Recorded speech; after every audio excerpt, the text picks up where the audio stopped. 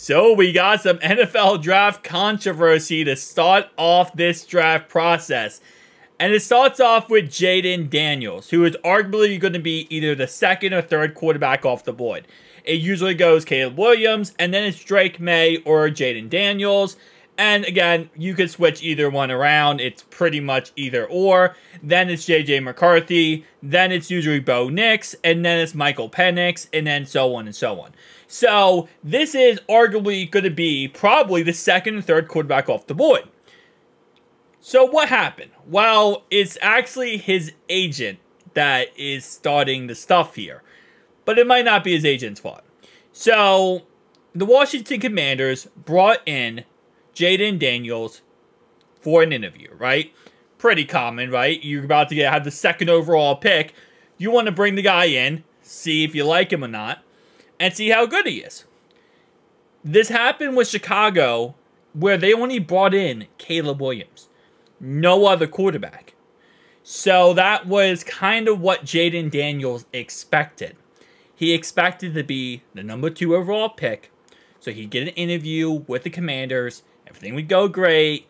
Nothing would happen bad. Well, the Commanders brought in more than just Jayden Daniels for the interview. They brought in many different quarterbacks, including Bo Nix, Drake May, Jayden Daniels, all of the quarterbacks.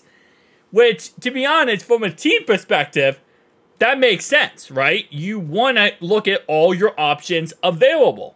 And if you can bring in multiple options to see which one you like, that's part of the draft process. Well, I guess that really hurt Jayden Daniels, how he felt. I guess it hurt his feelings. Because his agent went off on Twitter about the Commanders. Saying that he felt disrespected, that's not right, blah, blah, blah, blah, blah. There's 2 different theories on why his agent went off on Twitter. One, Jayden Daniels was livid. Absolutely livid that he was not looked at as the only quarterback the Commanders could take it to. Which is idiotic and just absolutely egotistical, if that's the case. Because, I mean, my mans, grow the F up. What are you doing? You could be the number 2 overall pick, and instead of going out there and showing that, hey, listen, I'm the best option out of all these guys, you're pissing a fit like you're a 3-year-old child. Option 2, which I don't think this is really actually happening, but option 2 is his agent doesn't want him to go to the Washington Commanders. So he's starting this drama so Washington won't draft him, and that Jayden Daniels can go to the Patriots, which is a better situation than the Commanders. That's the option too. I don't think his agent's doing it because of that. I think his agent's going off is because Jayden Daniels probably losing his damn mind. And listen, I understand these athletes, when they go into the draft, they're coming from college, where they're looked at as the best players on the team. The best players in their state. Probably in their region, right? So they have this kind of high cockiness, egotisticalness to them of I am the best, I am the best. And when anyone challenges what they feel or think in their head, it makes them go crazy because they, in their head, think there's no way anyone could ever tell me I am not the best of the best of the best. And it's just a situation we see with a lot of different players when they go from the college to the NFL. Johnny Manziel is a good example of that. The guy walked across the podium going like this, money signs. He's cocky, he's arrogant. He didn't work out in the NFL. Cockiness and arrogance usually does not work in the NFL. Usually, if you want to be good in the NFL at quarterback position, you need leadership, you need to be able to work with others, and you need to be able to lead. And when you're cocky and arrogant and everything's about me, you end up failing in the NFL. So I do want to go ahead and just play this segment here for the Pat McAfee show. Adam Schefter goes ahead and explains the situation a little bit better than I did when it comes to his point of view. Obviously, he has inside sources. For a little bit. What about the Okay. what about the agent? Is the agent just working to try to get him out of that pick, or what do you think's no, happening there? we saw the agent tweeted the other night, essentially, that he tweeted all these emoji signs. And I think what happened there, let's be honest, is that Jayden Daniels was not particularly enthralled to be included in a speed dating group of quarterbacks. I think that he thought it would be basically by himself. He thought he would be going in there, and then shortly before the visit found out. And a little side note here, again, like I said, this is the biggest red flag for me if I'm drafting a quarterback, because what I want from my quarterback is the ability to deal with adversity. I want him to be able to deal with any situation possible, because when he gets to the NFL, he's going to have to be clutch. He's going to have to deal with a game-winning drive, a Super Bowl drive. You know, he's going to have to deal with so much things being thrown at him left, right, and center. The media, fans, people bashing him, people hating him. He's going to deal with all this stuff. So if I was Commanders, he's off my list automatically. Because you can't deal with interviewing with other prospects. You can't show me you're the best prospect. You're going to throw a fit. Or as I say, you're going to piss a fit over that. That Michael Penix Jr. is going in, Drake May's going in, J.J. McCarthy's going in. And so the dynamics change. Again, I point to the Bears. The Bears brought in one quarterback, Caleb Williams. One guy. They didn't bring in four guys. They didn't bring in four guys at once. They brought in one quarterback. They sent a message. This is our guy. The Commanders get to do whatever they want to do. It's their team. Yeah. Who cares? Yeah, that's kind right? of that's kind of the angle that I think a lot of us, you know, as soon as we saw the tweet that you saw, we're like, oh, shut up, dude. Like, But by the way, the Commanders had the second pick. They don't have the first pick.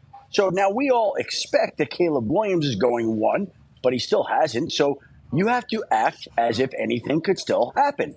The Commanders are in a great position of power, but it's not number one. It's number two. And we, again, all expect Caleb Williams. So, Jayden, what if this is a compliment, Jayden? What if they think you're going number one, actually, to Chicago, and they're thinking maybe we're going to have to take one of these other quarterbacks. We'll have him in here with – now, you think everybody's on the same page. It's Caleb. But Washington, if they wanted to spin this to the agent and be like – Yeah.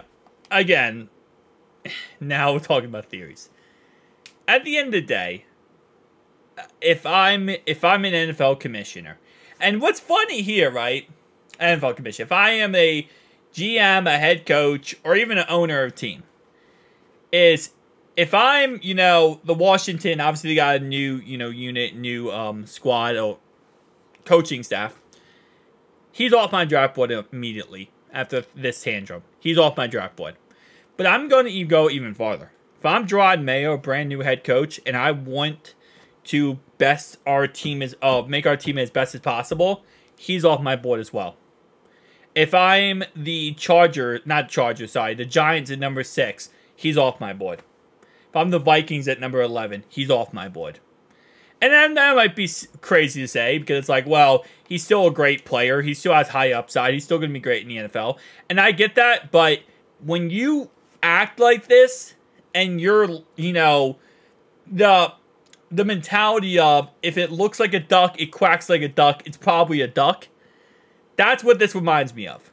If you look like a bust, act like a bust, and you're probably a bust. That's the correlation I'll make. And this just makes me think that he's going to be a bust. He seems very egotistical. He seems very cocky. And again, you can't deal with diversity. You can't deal with things being thrown at you. You're not going to be successful in the NFL, my guy. Every quarterback, Patrick Mahomes, has dealt with adversity. Joe Burrow, dealt with adversity. Josh Allen, a lot of adversity. Lamar Jackson, same thing. Tua Tagovailoa, Dak Prescott. Every single quarterback at the top of the list can deal with adversity and be successful. Quarterbacks who couldn't and was cocky like this, you know what his NFL draft comparison is? I'm going to say Johnny Manziel. I'm going to say his NFL draft comparison is Josh Rosen. And if he drops on the board when Josh Rosen got drafted at, I think it was like pick, 7 or 8 by the Cardinals, he said that there was 7 mistakes above me. 7 mistakes drafted above me. And one of those included, by the way, was Saquon Barkley. He further, after that, retracted the statement and said only the quarterbacks were mistakes. ironically enough. Nonetheless, though, that's kind of the mentality he's giving me. He's giving me the Josh Rosen mentality. And you know how well Josh Rosen did? Awful. They drafted Kyler Murray the year after. So, Jayden Daniels, my man, either you need to learn to grow up or you need to get yourself a brand new agent.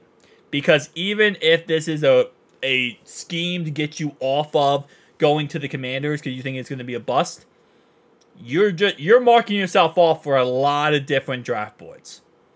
And you're going straight down that list. Thank you guys for watching. I'll see you guys next one.